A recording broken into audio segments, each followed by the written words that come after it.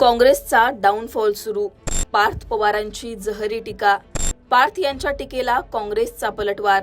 धड भाषणही देता येत नाही म्हणत नेमकं कसं डिवचलं. पार्थ पवारांनी काँग्रेसवर केलेली टीका आणि त्याला काँग्रेसनं दिलेलं प्रत्युत्तर. बारामतीच्या पोटनिवडणुकीत सुरू झालेला पार्थ पवार विरुद्ध काँग्रेस संघर्ष नेमका काय आहे सगळं सांगते. 23 एप्रिलला येऊ घातलेली बारामतीची पोटनिवडणूक बिनविरोध व्हावी यासाठी महायुतीकडून शर्तीचे प्रयत्न केले जात आहेत. सोमवारी उपमुख्यमंत्री सुनेत्रा पवार यांनी राष्ट्रवादीकडून या पोटनिवडणुकीसाठी उमेदवारी अर्ज दाखल केला. अजित पवारांच्या निधनानंतर रिक्त झालेली ही जागा सुनेत्रा पवार लढवत असून ही निवडणूक बिनविरोध व्हावी यासाठी महायुतीचे प्रयत्न सुरू आहेत. तीनही पक्ष विरोधी पक्षांना उमेदवार न देण्याचं आवाहन करताना दिसत आहेत. अशातच काँग्रेसनं या आवाहनाला काडीचाही भाव न देता या निवडणुकीमध्ये स्वतःचा उमेदवार उतरवला आणि या निवडणुकीमध्ये ट्विस्ट आला. काँग्रेसच्या आकाश मोरेंनी देखील स्थानिक पदाधिकाऱ्यांच्या उपस्थितीमध्ये उमेदवारी अर्ज दाखल केला. दरम्यान सुनेत्रा पवारांनी या संदर्भात हर्षवर्धन सपकाळांना फोन करून बारामतीच्या पोटनिवडणुकीत आपल्याला पाठिंबा देण्याची मागणी केल्याची सुद्धा माहिती मिळतेय. ही मागणी धुडकावत आपला उमेदवार काँग्रेसनं मैदानात उतरवल्याची सुद्धा माहिती आहे. दरम्यान काँग्रेस हायकमांडनं देखील उमेदवार देण्याचा निर्णय रद्द न केल्यानं पार्थ पवार आता काँग्रेसवर चांगलेच संतापलेत. पार्थ पवारांनी थेट काँग्रेसच्याच अस्तित्वावर प्रश्न उपस्थित करत नेमकं काय सुनावलं तेही बघा. आमचं कुणाबरोबर बोलणं झालं नाही. त्यांना कळायला पाहिजे काय करायचं. महाराष्ट्रात काँग्रेसला याचा पुढे त्रास होईल. लोक विसरत नाहीत. लोकांच्या मनात दादांबद्दल प्रेम असताना एवढ्या मॅच्युअर पार्टीने हा निर्णय घेणं हे अत्यंत चुकीचं आहे.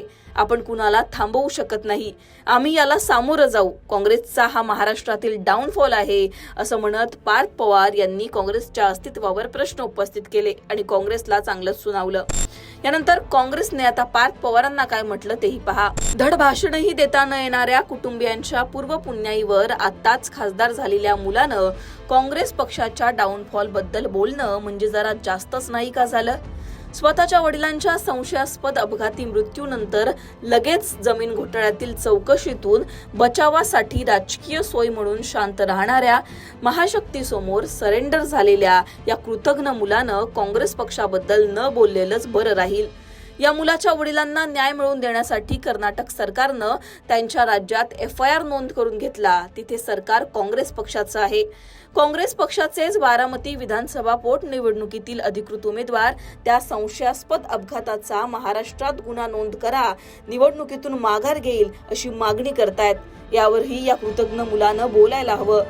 काँग्रेसचे नेते नाना पटोले यांनी देखील पार्थ पवार यांच्या विधानाचा आता समाचार घेतला. नाना पटोले काय म्हणाले तेही ऐका. बघा की पार्थ पवार काय बोलतोय याच्यावर लक्ष देण्यापेक्षा खरं तर या निवडणुकीची प्रक्रिया आहे. निवडणुका बिनविरोध झाल्या पाहिजेत असं त्यांचं मत आहे. त्यांच्या आईने आमच्या प्रदेश अध्यक्षाला फोन केलेला आहे.